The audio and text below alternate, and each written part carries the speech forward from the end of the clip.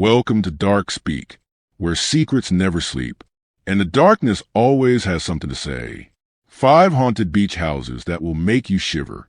There are houses located on the coast, built to enjoy the golden sunshine and blue waves, but time and unnamed things have turned them into places where no one dares to stay. The 5 houses below are 5 cold imprints that I have experienced. Experiences that make anyone who has ever set foot there shiver every time they remember. The first house, Tracon Hactwee Bay. The story happened in the spring, in the middle of the period when I was still lost in my own life. At that time, I had just finished school, had not started a new job, and in my mind it was only a precarious void.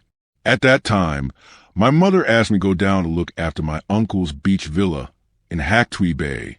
The house was located in a quiet neighborhood, with tall grass growing around it, and the path leading there was like a maze covered in salty mist.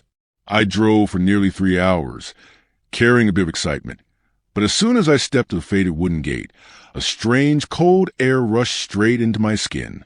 The large villa was once filled with laughter and alcohol from a family of dozens of people. However, in the silence, I clearly heard every creaking sound of the wooden floor, every sound of wind whistling through the cracks of the door, as if someone was whispering. At first, I thought it was just an illusion of emptiness, but when night fell, the reflection on the glass window did not match my movements. There was something standing silently right behind my shoulder, watching my every breath. The second house, Din Tao Lu Hong Fach Hai. A few months later, I followed the invitation of a friend to help clean up an abandoned house on the coast of Fach Hai. The previous owner had disappeared more than 10 years ago. The house stood alone. The red tile roof was covered with black moss. The windows were broken and left to howl in the sea wind. The people around there always avoided it. They said that every night the sound of footsteps running in the attic echoed in that house, even though no one lived there. When we entered, the musty smell and the pungent smell of seawater rushed straight into our noses. The dust was thick, but strangely, there were wet footprints on the cold tile floor. When I went up to the second floor, a room with a half-open door, inside the bed was covered with sea sand, as if someone had brought the ocean in to bury the memories. That night, we couldn't sleep, because every time we closed our eyes, the woman's giggles echoed from the long hallway. The laughter was both shrill and distant, as if echoing from the deep sea. The third house, Nanamoko Sunhai Palace. I learned about the third house through a cousin. This palace was located near a steep cliff facing the ocean, where fierce waves crashed against the foot of the mountain day and night. It is rumored that the place was built on an ancient grave of fishermen, so no one dared to stay there for long. I once went there in the late afternoon, right from the yard. The stone statues worn by the sea wind stood still, their lifeless eyes as if watching the intruder.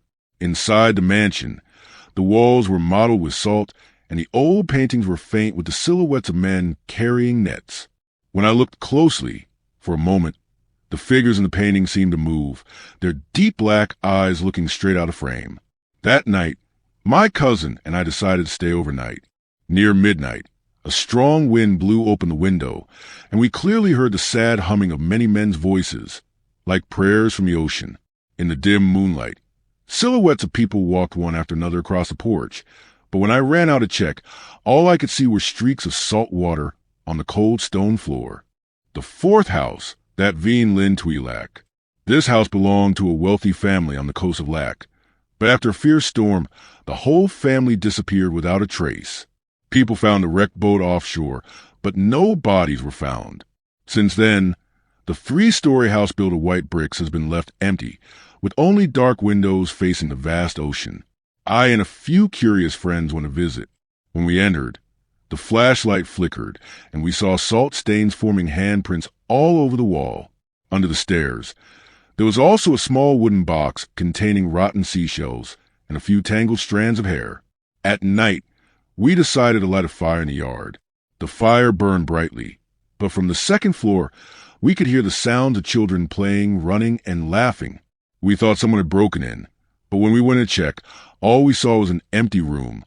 The floor was soaked with seawater, and the wind was whistling like a heart-wrenching cry. The fifth house, the deserted sand castle of Xinghai. The last house, people called it by an ironic name, Sandcastle. It was located on a long stretch of sandy beach along Shanghai, majestic, proud but cold. The owner was a wealthy merchant. But one night, the whole family suddenly evaporated from the face of the earth. The door was locked, the unfinished meal was left on the table, but no one was found. I only dared to set foot in it during the day. The castle was shining, as if covered in a layer of dull gold from the sunlight. But when I stepped inside, the air was cold. Each room was filled with a strange, pungent scent. The windows facing the sea were like the eyes of a dead person, empty but still watching every step. It is said that anyone who stayed overnight had the same dream, being swallowed by the waves, pulled down to the bottom by an invisible hand, and finally waking up with dry sea salt on their lips. I didn't dare try, but even standing in the great hall, I could hear whispers in an ancient language echoing from the walls, a reminder that the living should not linger long in a place reserved for the dead. 5 houses by the sea, 5 chilling marks. They stood there, witnesses to the mystery and darkness that humans could never fully understand. Sometimes, the beauty of the sea was just a thin veil covering the hauntings that were waiting to devour the souls of those who dared to approach. One day of the week, I honestly don't even remember clearly. Maybe it was Thursday, maybe it was another day. Every memory is blurry when I think back, as if time that did not belong to the normal flow. I left home late in the afternoon, and now that I think back, it was a foolish decision. The journey was quite peaceful, the car rolling slowly through the grassy lanes, and then leading to the winding road down to Blackwater Bay. When I arrived, the villa was as quiet as if it had been there for centuries, just waiting for a curious person to come. I walked in, pulled out the list of chores Uncle Con left behind, checked the faucets, the circuit breakers, walked around the rooms. Everything was fine, at least on the surface. But what made me shiver was not the damage, but the silence. I was used to seeing this place filled with chess pieces, decks of cards, laughter, loud shouts, wine glasses raised and lowered. But now, the vast house was empty, with no sound other than the beating of my heart in my chest. That silence was like an open coffin, swallowing my every thought, my every step. I'm sure you've experienced that feeling too. A house that was once crowded and warm, but when left alone, it immediately turned into a desolate place, as if it had been abandoned long ago. In Trait Con, that feeling was many times more intense. It was getting dark quickly, and I hated driving at night. So I texted my mom that I would sleep over and come back the next morning. She said that was fine, and told me to thank Uncle Con for letting me stay. I did, then made myself a simple meal, played with my phone for a while before cleaning up the dishes. In the past, when the family got together, I was often crammed into the small rooms on the 3rd floor, while the others got bigger and nicer rooms. I didn't mind. It was a habit of the whole family. But tonight, for the first time I had the whole house to myself, I decided to enjoy it a little. The master bedroom on the 2nd floor appeared like a bonus. Spacious bed, large wardrobe, private bathroom. Without much thought, I knew I would sleep there. Night fell. I climbed into bed, my body sinking into the soft mattress. Not long after, I fell asleep. I don't remember exactly what time I woke up. I only remember that something made me jump up in a daze. The room was dark, only the moonlight shining through the curtains. I was still half asleep, but my ears heard it clearly. From the wardrobe came a dry sound, as if something had fallen to the floor inside. I lay still, straining all my senses. My heart was pounding so hard that each beat echoed in my ears. I raised my head, focusing my eyes on the tightly closed wardrobe door. That small gesture made my whole body feel like it was about to freeze. My mind was completely awake, clearly aware, but my body couldn't move. I couldn't turn around, couldn't move my hands, couldn't make any sound. It was like a strange paralysis, but different from any sleep paralysis I had ever experienced before. This wasn't a dream. I knew something was in that room, and it was in the closet. I could move, but I didn't want to. Whatever was in that closet was beyond comprehension. I closed my eyes, telling myself to just go back to sleep, and it would all be over like a nightmare. But just as sleep began to take me away, a soft screeching sound came from inside the closet. It wasn't my imagination. I knew it.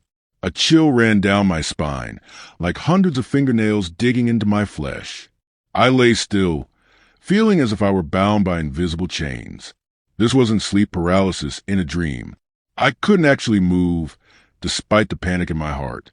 I squinted, the thin gap allowing me to see the closet door slowly open. The hinges creaked, each centimeter opening slowly, as if stretching time. Then, from within, a dark figure stepped out. It was tall, thin. Its body seemed to be swallowed by a layer of thick darkness. There was no face, or if there was one, it was completely obscured by the darkness. It just stood by the bed, motionless, looking straight at me. Not a sound, not a breath. 20 seconds passed, but it felt like a century. Then suddenly, it turned and left the room. I heard the creaking of feet on the wooden floor, but instead of going down the stairs as I expected, it went up to the third floor. The third floor. There was no escape. My stomach twisted. My mind screamed at me to act, but my body froze. The thought that if he were a real man, armed, I would be completely helpless, made my heart beat even faster. It took me a long time to muster up the courage to break free from paralysis. I grabbed the phone, shaking, and dialed 911.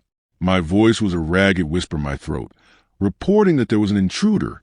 I slipped out of bed, turned the lock on my bedroom door, and sat there waiting.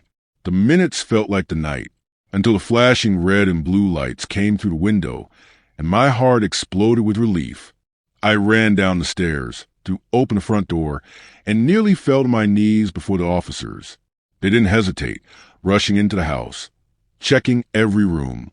I stood on the porch, tried to catch my breath, my ears straining to hear their footsteps. A short time later, they returned, calmly announcing that the house was empty. Empty! I froze. It couldn't be. I had clearly heard footsteps on the third floor, and there was no other way out. The officers explained that he must have passed me by, and that in my panic I hadn't noticed. I knew it was wrong, but I kept quiet.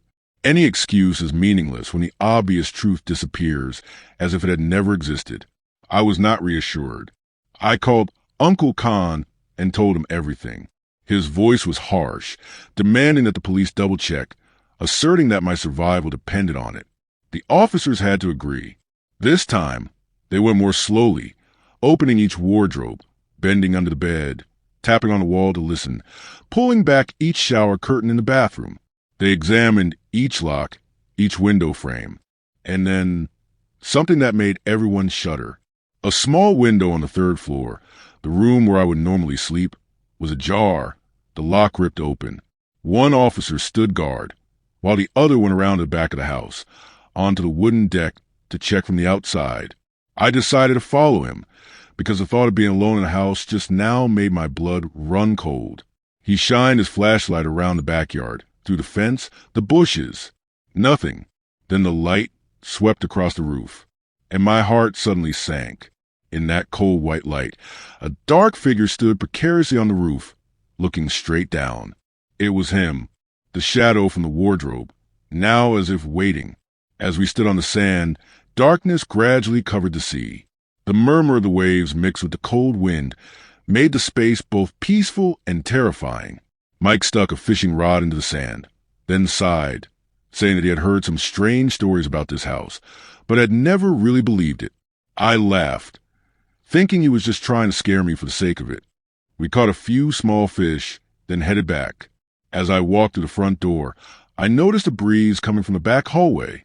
I assumed that one of the windows must have been open, but Mike insisted that they had been closed when we left. I shrugged, not paying much attention.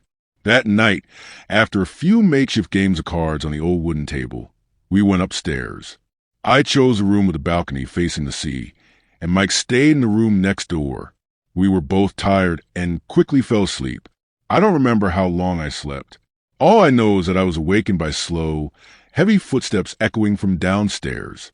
At first, I thought Mike had gone to get some water, but then I realized that the pace wasn't like his. It was slow, somewhat dragging, as if someone was dragging heavy legs up each flight of stairs. I sat up, my heart pounding. Outside in the hallway, moonlight streamed to the dim windows, revealing a tall, thin figure standing silently at the end of the hall.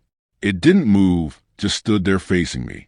For a moment, my scalp felt numb, as if every hair on my head were standing on end. I tried to call out to Mike, but my throat tightened. All I could do was stare as the figure slowly tilted its head, the movement as slow as if the bones in its neck had long since dried out. Then, without a word, it turned and walked into the room where Mike slept. A chill ran down my spine. I wanted to rush forward, to scream to warn my friend, but my legs refused to obey. I just stood there, in a state of pure terror, waiting for something terrible to happen. I gently lifted the pillow. Under the discolored fabric, a black device appeared, small as a hand, unlike any smoke detector I had ever seen. It had no label, no buttons, no obvious sound holes, but the shrill beeping came from within itself, steady and creepy. Mike stood behind it, pale, the veins on his neck standing out as he tried to contain his panic. He asked me what it was, but I had no answer. I picked it up. It felt cold, like metal just fished out of ice. Strangely, when I touched it, the beeping stopped abruptly, replaced by a heavy silence, as if the whole house were holding its breath. Mike swore under his breath and told me to throw it away, but I had an unexplainable urge that this device was more than a joke or a simple machine. As we were about to leave the room, we both heard a steady tapping sound coming from inside the wall. 3 taps, then silence. 3 more taps, then silence. The sound echoed throughout the room, as if someone was buried deep within the wood, wanting to be released. Mike turned pale, pulling me back toward the hallway. He wanted to leave the 3rd floor immediately, but I still stood there looking at the window. Outside, under the dim moonlight, I saw 2 faint figures standing in the yard, right next to the path leading to the beach. They didn't move, didn't say anything, just raised their heads and looked straight at us. I suddenly realized that their appearance was very similar to the 2 young girls we met last night on the beach. My heart clenched. A cold thought flashed through my mind. Were those 2 girls really normal people? Or had we accidentally started talking to the spirits that were still lingering here from the beginning? Mike grabbed my shoulder tightly, almost screaming, telling me to leave immediately. We rushed down the stairs, breathing heavily, feeling like the house was shrinking, forcing us into the thick darkness. But just as we reached the living room, that ear-piercing beep suddenly rang again, this time from every corner. I stared down at my hand. The black device was no longer in my hand. It was gone. We stood there, stunned by the mess in the room, our hearts racing. Drawers were pulled out. Clothes were strewn everywhere, as if someone had deliberately rummaged through everything, looking for some secret item. But looking for what? And why? An older policeman looked straight at us and said in a calm but firm voice that there might be an intruder, although there was no sign of forced entry or footprints around the house. He also insisted that the fact that all the windows were open at the same time was very difficult to explain. I looked at Mike, his face pale, his lips pressed together, his eyes fixed on the overturned bed. We tried to explain the black device, but when we led the police to where I had left it, the strange thing was gone. There was only a pale, burned-out circle on the floor, as small as the palm of a hand. The young policeman who was with him bent down to look, then looked up at his comrades and shook his head slightly. None of them had any reasonable explanation. After a while of taking notes, the police said they would continue to investigate and advised us to leave the house for a few days to ensure safety. But Mike and I knew, if this was just a normal break-in, why didn't the person take anything of value? And why did the device appear and disappear within a few short hours, leaving strange traces on the floor? That night, we decided not to sleep in separate rooms, but to pull the 2 sofas from the living room together, sitting back to back. The sound of the waves crashing outside the windows sounded normal, but every moment of silence made our hair stand on end. Every time I closed my eyes, I could see the flashing red light, the shrill beeping in my head, and most importantly, the distinct feeling that someone was controlling it from inside the house. Just before I fell into a fitful dream, I heard Mike whisper in my ear, his voice choked. If there really was someone in this house, they never left. Lindsay's house looked as if it had been set in a vague landscape, half luxurious, half mysterious. The shiny white walls reflected the sunlight, making the whole building stand out against the blue sky. But at the same time, the giant glass windows were like cold eyes staring out to the sea. As soon as I stepped inside, I felt a chill, as if I just set foot in a place that did not quite belong to the living. Inside, the luxurious interior took my breath away. Every corner of the house was shiny. The recessed lights glowed softly. The wooden floors were smooth, as if no one had ever touched them. But there was one strange detail. The air in the house was thick with musty, salty smell, like the steam of the sea mixed with something older, like the smell of old damp wood. Lindsay happily showed us around, her voice full of excitement. Thea and Sabrina were as excited as children, running around exploring each room. I tried to smile, but I had an indescribable feeling that something upstairs was quietly watching. As we walked down the long hallway to the balcony, a cold wind blew by, so hard that the glass door swung open, even though Lindsay swore it had been locked. The sound echoed through the house, making the four of us stop. Sabrina laughed, saying it must be the pressure, but Lindsay's eyes were a little bewildered. That evening, we ate happily on the porch, the sound of the waves mingling with our laughter. But as the night wore on, the peace gave way to an unnatural silence. The wind stopped, and even the sound of the waves seemed to recede. I shivered when I noticed that the lights on the second floor were flickering constantly, even though none of us had been up there. As Lindsay got up to investigate, I heard a faint sound coming from the stairs, like footsteps walking slowly on wood. Sabrina and Thea heard it too, because they stopped talking immediately, staring wide-eyed into the dark hallway. Lindsay returned, pale-faced, muttering that the lights in the living room on the second floor kept turning on and off by themselves, even though the switch was perfectly fine. And then, before we could even gather our wits, a dry thud came from upstairs, as if someone had slammed a fist into a wall. I could feel it. The modern house wasn't as empty as we thought. I jumped up, my heart pounding in my chest, the blood draining from my face. The phone in my hand was shaking, and I could just make out Lindsay's rapid breathing before the screen went black. The connection was cut off, leaving a silence so thick that the air in the room seemed to stop breathing. I threw the phone on the bed and dashed into the dim hallway, my feet barely touching the ground as I ran down the stairs. Outside, the sea breeze was cold against my face. I ran straight to the garage, fumbled with my hand to turn on the light switch, the white light reflecting off the smooth walls, making the scene even colder. I jumped into the car, my fingers shaking so much that I had to turn the key a few times to get it to start. Lindsay's words echoed in my head. Thea and Sabrina have been kidnapped. Each word was like a knife cutting into my mind, stirring up a terror I had never experienced before. The road along the beach was long and dark. The only light was the headlights illuminating the patchy sand and the rows of casuarina trees swaying in the wind. I tried to hold the wheel, but my hands were sweaty. Part of me kept screaming. If this wasn't a cruel joke, then my friends were in danger out there. A few minutes later, I saw Lindsay standing alone on the side of the road, the headlights illuminating her pale face, her eyes panicked as if possessed. She rushed over, opened the door, and almost fell into the front seat. Lindsay's breathing was ragged, her voice hoarse with fear.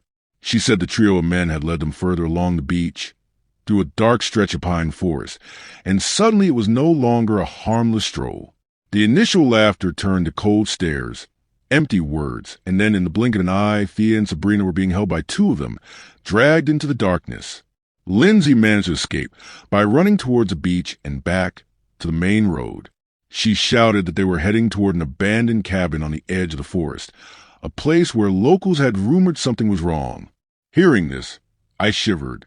It was the first time I had heard of the abandoned house, and even the name seemed to add a few more chills to the air. I stepped on the gas, and the car sped towards a narrow road leading into the pine forest. The wind whistled through cracks in the door, and there was only one thought in my mind. I had to find Thea and Sabrina before something worse happened. But Lindsay turned to me, her voice trembling as she whispered, "What if it wasn't just them, but something else was waiting in that house?" My hands were still shaking as the wheels screeched down the coastal road, leaving only the whistling wind and the thick, salty air behind. I couldn't believe that such a terrible thing had happened in just one seemingly peaceful night. When I saw Thea and Sabrina being dragged out of the trunk, their faces bruised, their eyes filled with panic as if they had just returned from hell, I knew we had narrowly escaped death. But that was only the tip of the nightmare. In the days that followed, I tried to piece together the memories from Lindsay's story. It turned out that night, when I left for the night, Lindsay had still managed to stay sober. She was the only one who hadn't drowned in alcohol. She remembered every detail, from the faint sound of waves crashing outside the window to the increasingly dark look in the man's eyes as he was rejected. It was that look that really made Lindsay shiver. It wasn't the look of a disappointed lover, but the look of a predator whose prey had suddenly escaped. When Lindsay returned to the house to retrieve her purse, the sight she saw made her blood run cold. Under the dim yellow light from the kitchen, the three men were no longer friendly. Two of them roughly held Thea and Sabrina, let them struggle and cry, and dragged them outside. The sound of the SUV door slamming shut was like a hammer blow to Lindsay's head, leaving her standing there for a few seconds. But then her instincts urged her to act, to call the police, to get me involved, because she knew she wouldn't be able to fight back alone. The story seemed to have ended when the police arrested all three of them. But what Sabrina and Thea told us later was even more chilling. They clearly remembered that in the moment of being controlled, the other men were not in a hurry or afraid. One of them even said strange things, as if everything had been planned in advance. He muttered that the house did not belong to them, but to an old couple who had disappeared many years ago. Disappeared right on this beach, without a trace. That made us ask a terrifying question. Were the three men just using the abandoned house to commit crimes, or was there an invisible hand behind them? Because Lindsay herself swore that, when she escaped the house that night, she heard a fourth set of footsteps behind her, even though it was clearly just the three men. As time passed, the case gradually died down thanks to the intervention of Thea's family and lawyers. The criminals eventually paid the price with long prison sentences. But for those of us who witnessed and experienced it, it was never just a kidnapping. Every time I close my eyes, I can still hear the sound of waves at night, mixed with the barbaric laughter and the ghostly light swaying on the dark sand. There were nights when I suddenly dreamed that I was standing in front of that wooden house again, the windows still dimly lit. And in the dim light, I caught a glimpse of an old couple standing still, their empty eyes staring straight out to sea. Although they were convicted, I never felt that justice had been truly served. The invisible scars they left behind could not be measured by the time spent in prison. For many years, that haunting haunted me like a shadow. Just hearing the sound of waves crashing on the shore, my body trembled. At night, I did not dare to be alone in a dark room. And worse, I could not open my heart to any stranger, even when they smiled friendly. As time passed, I gradually distanced myself from everyone, even my close friends. I withdrew into my own shell, avoiding appointments, trips, and the bustling calls of youth. But strangely enough, just when I thought I had lost everything, a small change made me gradually step out of the shadow of the past.